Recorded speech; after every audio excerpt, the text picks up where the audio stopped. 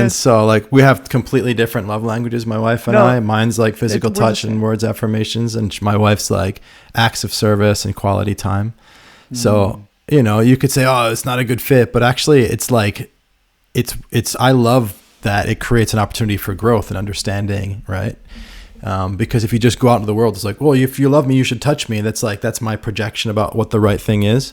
And so it forces you, if you're game for that, it forces you to have an evolution of your experience of what it is to be a person and what a relationship is. And so, I mean, even though we've been together 15 years, like we still bump into cultural differences, both from her Indian difference and also just the English, like the language, the English language, it sneaks up on you because it's the same language, but there's subtle differences.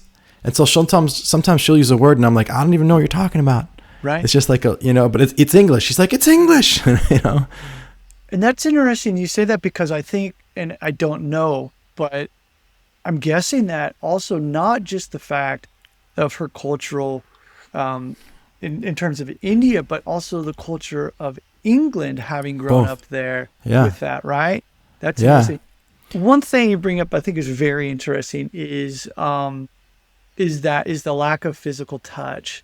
Yeah. And that is something my wife and I struggled with a lot because I am very much like tactile. I want to hold hands, I want to hug and things like that. Whereas my wife was just never used to that. Like, what the heck? Yeah. So yeah, that's really interesting bringing that up. I did not know that about you too. So that's yeah. Did you? What do you feel? How do you feel? It's like, do you feel like you guys have met in the middle where she's evolved more into that and you've kind of like found ways to experience love? Yeah, same with us. Yes. I say to her sometimes, can you love me with your hands right now? Because like she wouldn't have.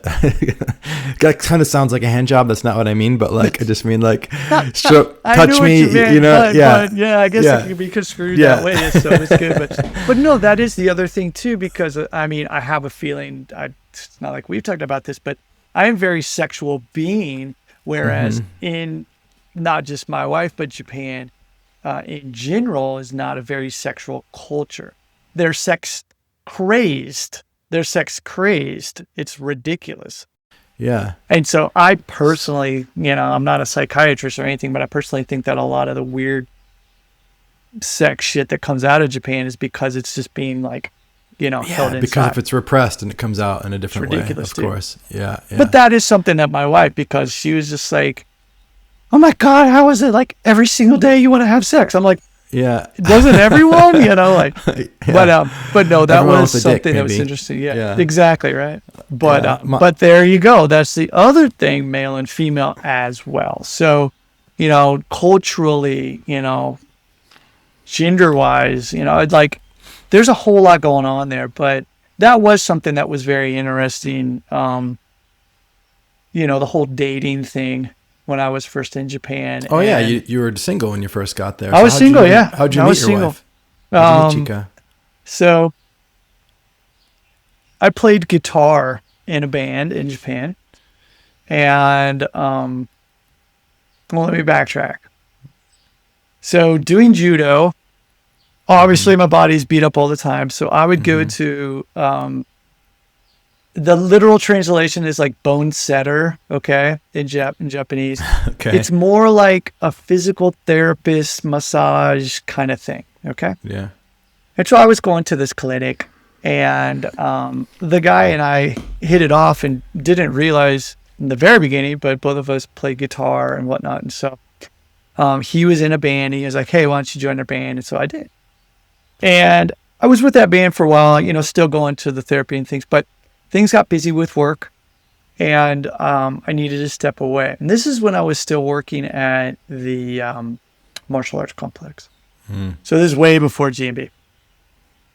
So I stepped away, but I was still going to the clinic, and the head of the clinic one day when I saw him, he's like, hey, there's this girl, she lived in New Zealand for a year, but she just moved back, and I think you should really meet her because I think you two would hit it off. And I was just like, yeah, okay, whatever. Because I was like, I'm doing my martial art, and I'm like focused on whatever. Like a monk. Yeah, basically. So he's like, yeah, just come to one of our shows. And I was like, okay, fine. And I go to this show. And I shit you not. I remember telling this to my buddy, and I have no idea why. But Chica was up on stage singing. Oh, and that's what I didn't explain. The reason he wanted me to meet her because she joined the band as a singer. Okay. And he was like, yeah, she's here for acupuncture, and I think the two of you just really good. So anyway, I see her up on stage singing, and I said, I'm going to marry that girl. Really? I have no idea why. That's awesome, dude. We took a photo of the first night we met. The day we met. And she didn't know that you had that thought at the time. No, but we met, and she was like, wow. And the funny thing, like, she wasn't my type. I wasn't her type. Yeah. And it was crazy, dude. And so we actually, she asked me out. Yeah, she asked me out. We went, and I was like, she's like, hey, I want to take you to this acupuncture museum. And I was like, cool. And then I was like, only if you come to my class. Sweet first date. Yeah. I love it. And I had a yoga class. I was teaching at the time. And it was so funny because we went to the acupuncture museum, and I had allergies for some reason at that time, and they were really bad. And so she was like, eh. And then she came to my yoga class. Literally, I thought she was joking. Like, we were trying to touch the toes, and she could like barely like bend over. She was just so tight. I was like, oh yeah, I don't think I can date this chick. But anyway, it was like both kind of thing. It was just hilarious. But yeah, ended up, things just clicked. And what do you know? Married, 2 kids. And yeah. So we dated though, actually. Yeah. Dated for a little while, quite a while. And then I asked her to marry me, and she said no. And it was pretty cool that she said no. And the reason why was because she had just started her advanced studies for acupuncture. So she was already an acupuncturist, but she was doing the advanced study of that. And she said she wanted to wait until she graduated from that because she didn't want me to think if we were married that I should have to pay for her school. And I was like, well, that's kind of nice. Cool. So anyway, waited. Yeah. And then I thought I was being smooth. And, when it was appropriate, down the road, I think it was like 2 years later or something. I don't even remember. But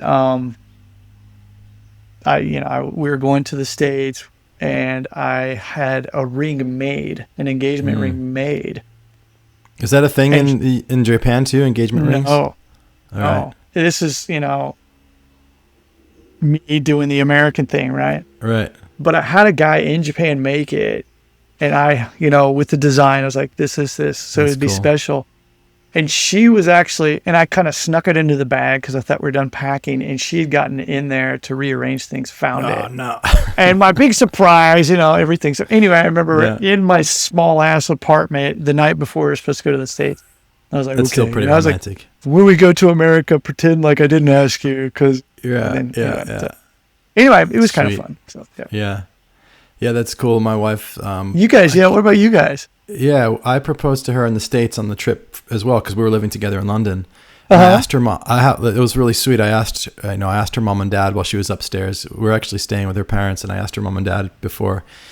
And it was like a funny story. Is like at that point I was living with her and her parents, and I wasn't making any money. I was just starting my coaching business, and I couldn't even afford rent. And like I asked her mom and dad, and her mom's like, yes, of course. And then I said, I just want to like acknowledge that like I know I'm not making much money right now, and like I am going to make money, and everything's going to be okay. And her mom was like, oh, doesn't matter. You don't need to talk about that. And her dad's like, shh, let him talk. You want to hear about this part? It was really sweet.